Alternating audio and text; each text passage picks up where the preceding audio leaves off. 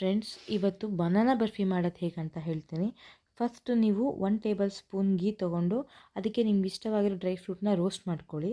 ಮತ್ತು ಇಲ್ಲಿ 10 ripe banana ತೊಗೊಂಡಿದ್ದೀನಿ, ಅದನ್ನು ಪೇಸ್ಟ್ ಫಾರ್ಮ್ ಮಾಡಿದ್ದೀನಿ. ಒಂದು ನ್ಯೂ ಪ್ಯಾನಿಗೆ 2 ಟೇಬಲ್ ಸ್ಪೂನ್ ಆಫ್ ಗೀ ಹಾಕ್ಕೊಂಡು ಈ ಪೇಸ್ಟ್ ಹಾಕಿ ಮಿಕ್ಸ್ ಮಾಡ್ತಾ ಬರ್ತೀನಿ. ನೀವು ಮಿಕ್ಸ್ ಮಾಡ್ತಾ ಬಂದಂಗೆ ಇದೊಂದು ತಿಕ್ ಪೇಸ್ಟ್ ಥರ ಫಾರ್ಮ್ ಆಗುತ್ತೆ.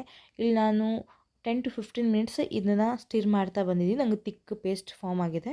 ಇದಾದಮೇಲೆ ಸೈಡಿಗೆ ಇಟ್ಟು ನಾನು ಇನ್ನೊಂದು ಪ್ಯಾನ್ ತೊಗೋತೀನಿ. ಇನ್ನೊಂದು ಪ್ಯಾನಿಗೆ 1 ಕಪ್ ಆಫ್ ಜಾಗ್ರಿ ತೊಗೋತೀನಿ, 1 ಕಪ್ ಆಫ್ ವಾಟರ್ ಮಿಕ್ಸ್ ಮಾಡ್ತೀನಿ. ಇದನ್ನು ಸ್ಟಿರ್ ಮಾಡ್ತಾ ಬಂದಾಗ ಒಂದು ಜಾಗ್ರಿ ಸಿರಪ್ ಫಾರ್ಮ್ ಆಗುತ್ತೆ. ಈ ಜಾಗ್ರಿ ಸಿರಪ್ನ ಮುಂಚೆ ಮಾಡ್ಕೊಂಡಿರೋ ಬನಾನಾ ಪೇಸ್ಟ್ ಜೊತೆ ಮಿಕ್ಸ್ ಮಾಡ್ತೀನಿ. ಇವಾಗ ಲೋ ಫ್ಲೇಮ್ ಇಟ್ಕೊಂಡು ಇದನ್ನ ಕಂಟಿನ್ಯೂಸ್ ಸ್ಟಿರ್ ಮಾಡ್ತಾ ಬರ್ತೀನಿ. ಸೊ ಜಾಗ್ರಿ ಸಿರಪ್ ಮತ್ತು ಬನಾನಾ ಪೇಸ್ಟ್ ಎರಡು ಪ್ರಾಪರಾಗಿ ಮಿಕ್ಸ್ ಆಗುತ್ತೆ.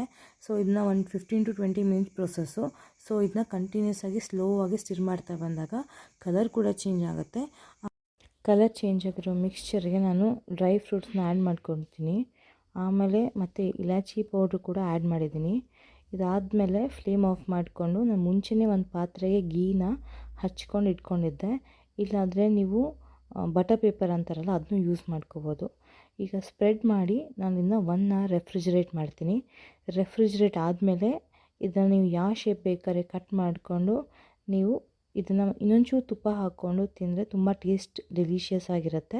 ಹೇಗಿತ್ತು ಈ ರೆಸಿಪಿ ಅಂತ ನನಗೆ ಹೇಳಿ. Thank you.